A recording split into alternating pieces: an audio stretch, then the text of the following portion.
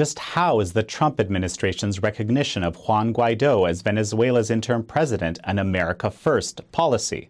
What exactly are the, quote, serious consequences Nicolas Maduro is facing from the U.S. at the moment? And how will China and Russia's challenge to the president's position affect negotiations with these countries? This is American Thought Leaders, and I'm Jan Jekielek.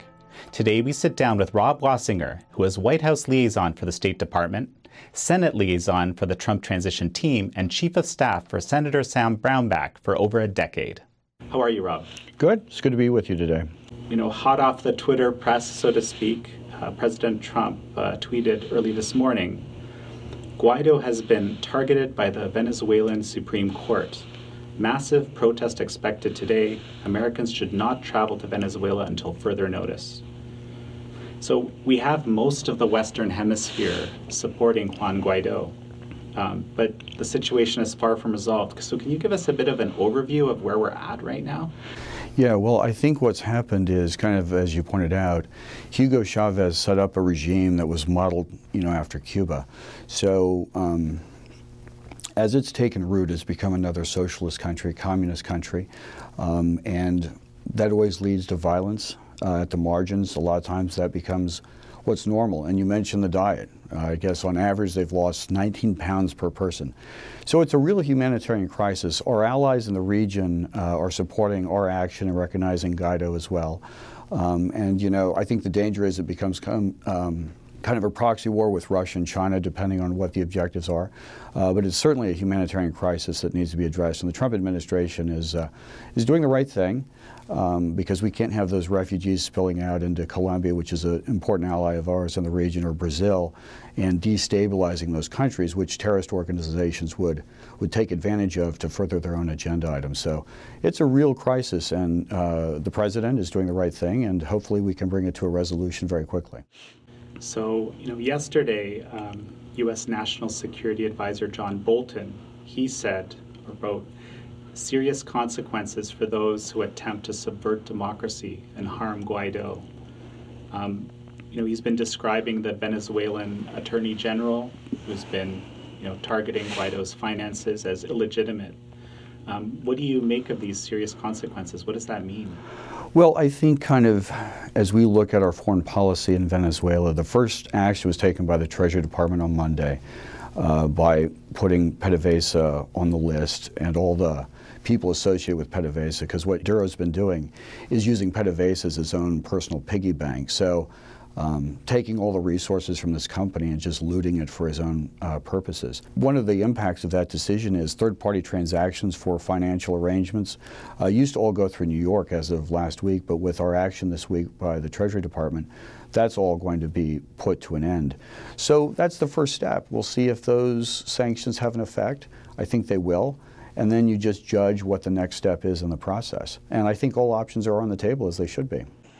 How is this America First foreign policy, what we have been told that President Trump is pursuing, especially in the context of the recent announcement of the withdrawal from Syria? Very good question. I think a lot of people are asking that. And I would say the first response is our allies in the region, which are very important allies for us. And we can't have another Cuba develop in Venezuela. So taking care of Colombia and Brazil and making sure they're not flooded with refugees, which again, terrorist organizations, especially in Colombia, will take advantage of to create more chaos and confusion in the country. Those are important objectives that really make it an America First policy and even a priority. I think beyond that, you have to look at how Trump derangement syndrome, if you will, has set into the media and how they want to characterize all of his policies. So they have a very reactionary, almost reflexive view on everything, which is that he wants to withdraw from the global stage. He wants to get rid of all these organizations, not participate, and become insular. That's not the case at all. What he's doing is just resetting priorities and policies around the world and putting American workers as the #1 objective that he has from a policy point of view. What you had under the Bush, Clinton, Bush, Obama era, which is all essentially one doctrine, was the U.S. would just, kowtow to the global elite, and whatever the global elite wanted, we would do from a policy perspective. And that's what's come to an end. And that's what the foreign policy establishment in Washington just cannot stand or stomach, is that we're actually putting the interest of American workers first. And I think that's certainly the case with Venezuela. We take on about 40% of their exports in oil, traditionally before all of this. It's a big, it's a very resource-rich country. Their people are suffering, and we have a very vested interest in remedying that situation, especially given the proximity and not wanting another Cuba or something like that to develop in the long term. But I think this all puts Trump's policies from a foreign policy point of view into some perspective, which is, again, an America first, American workers getting rid of the global elites and their domination on their domination of the entire foreign policy establishment. So this isn't actually America retreating off the world stage. It's like a reshuffling of priorities? I would say, yeah. I mean, I would never characterize anything that Trump's done from a foreign policy perspective as retreating or even isolating. The left and the mainstream media wants to portray it that way, but it's a caricature. It's a caricature that they want to propagate, but it's not true at all. He's very engaged in the Middle East. Obviously, his work in North Korea is substantial. He's changing things and reassessing some old alliances which honestly need to be reassessed. It's a different world than it was, last century, and he's taking it very methodically and putting out his own agenda items. And I think that's what really sets him apart from this foreign policy establishment, which again is why they're just not able to get on board with most of his agenda items. Russia and China are actually taking, what I think you could convincingly argue, are positions on Venezuela that challenge the U.S. position, and now, I guess, most of the Western Hemisphere's position.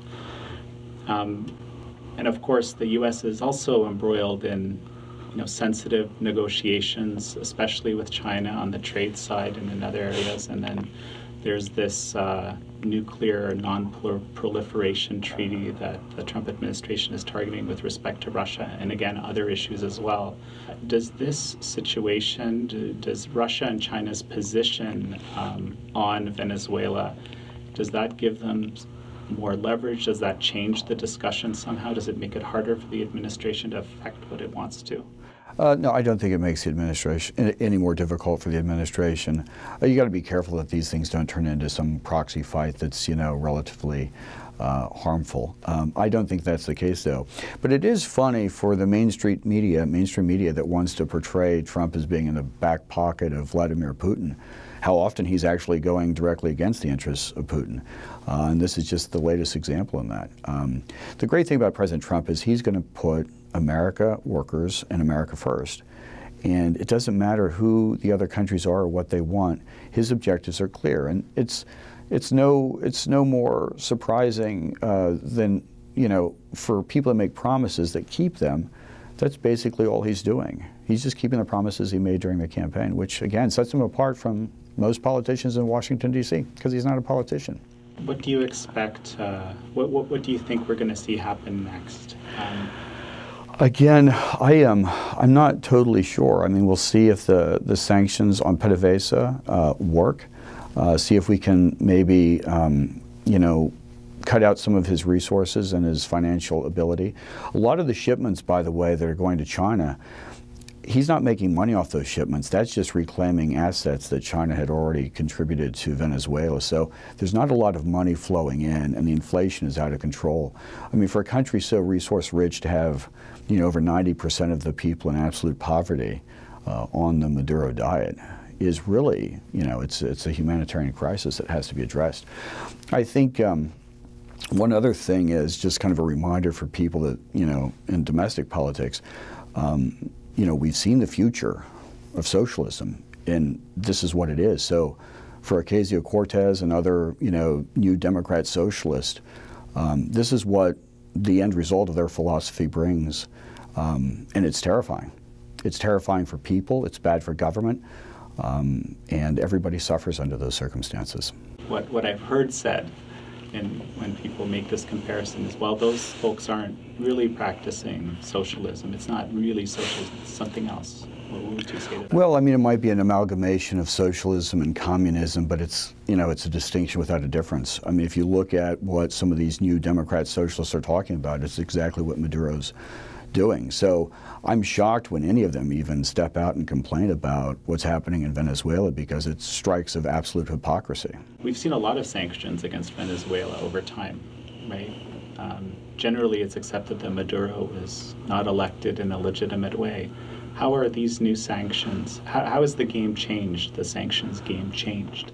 Well, the sanctions this time are on PDVSA and various partners with PDVSA, persons and people, companies. In the past, when we did the sanctions, it was on individuals, so it didn't have the same effect on PDVSA. This time, it's on PDVSA. And the big thing is that has had no impact is we hadn't put anything on those third-party transactions that go through New York every time there's an oil deal. And so those are in place now, so they're locked out of the financial network in a way they never have been before.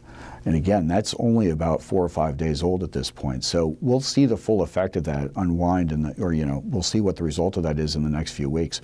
And then I think Bolton and the national security establishment can reassess the situation, see what steps might be needed and what the next steps are.